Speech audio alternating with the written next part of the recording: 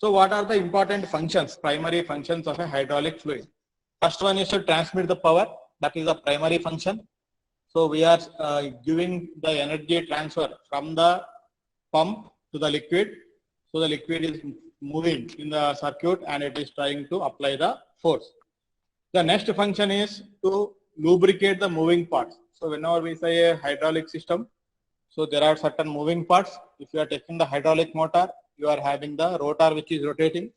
If you are taking the piston and cylinder arrangement, the piston is reciprocating inside the cylinder. So there are moving components. So the hydraulic fluid, whatever you are using, you should have the ability to function like a lubricating fluid. So if you take the example of air, the air is not having any lubricating property. So we have to add certain liquid, or we have to add certain lubricating oils into the air in the form of very fine droplets so that it can have good lubricating properties. But a general hydraulic fluid, what we are using, it is on by its nature, it will have some lubricating property. So that is also a function of the hydraulic fluid. Next one is to seal the clearances between the mating parts. Now what is this sealing the clearance? So whenever you are having two moving parts, there will be some gap between the two moving parts. If there is no gap, then we call it as the interference fit between the two components. If there is interference fit, it is not possible to have any movement between the two components. So there will be some clearance fit. So this hydraulic fluid should fill in those gaps, and it should not allow the free movement of the fluid to take place. Now what happens when the free movement of liquid takes place between the moving parts? So if the liquid is moving very freely from around the piston, then that will be a path of least resistance. So more and more amount of oil will simply leak out from the all around the piston, and it will go to the other side in the cylinder. So because of this, there will be a lot of power losses. Apart from that, whenever you are having a hydraulic oil, it will be coming in contact with some seals. So it should not allow the entry of air or dust particles to mix with the oil. So whatever the gaps are there, that have to be properly sealed by the hydraulic oil, and the oil should not leak out. Next one is that they dissipate the heat. So even though we say that there is hydraulic liquid should function like a lubricating, it should have good lubricating properties, there is always going to be certain friction. So the friction can come because of the movement of the parts, or because of the movement of the oil itself.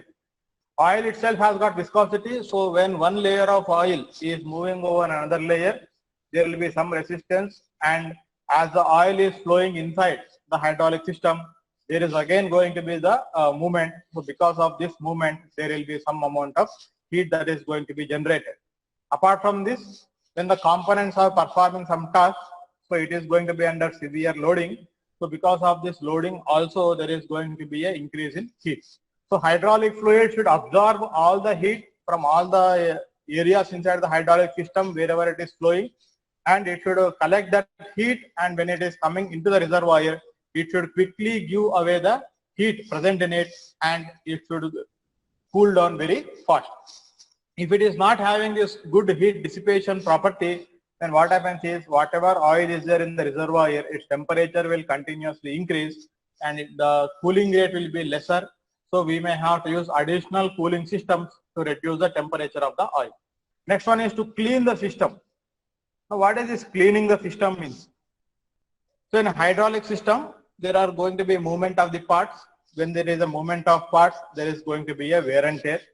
So small fine particles of metal, or maybe some particles of the seals which are present in the hydraulic system, they will be wearing off, or they will be broken into very small pieces. So this oil should collect all these pieces of wear and tear particles, and it should bring into the reservoir. Now in the reservoir, all these particles, they should separate out from the oil, and only clean oil should be going inside. So if the oil is not, oil is trying to hold, or the particles are trying to adhere to the oil for a long period of time, then it will take a lot of time for sedimentation to happen. All these dust particles and other contaminants will not go out of the oil, they will continue to remain within the oil. So the hydraulic oil should collect all the wear and tear particles and other foreign contaminants, and it should come into the reservoir. In the reservoir, very quickly, all these contaminants and foreign particles should separate out from the oil by a natural means. So they should separate out and they should be collected at the bottom of the tank. So these are the functions of a hydraulic fluid. So the primary function is to transmit the power, and remaining functions are required to ensure that the hydraulic fluid is operating at an optimal level.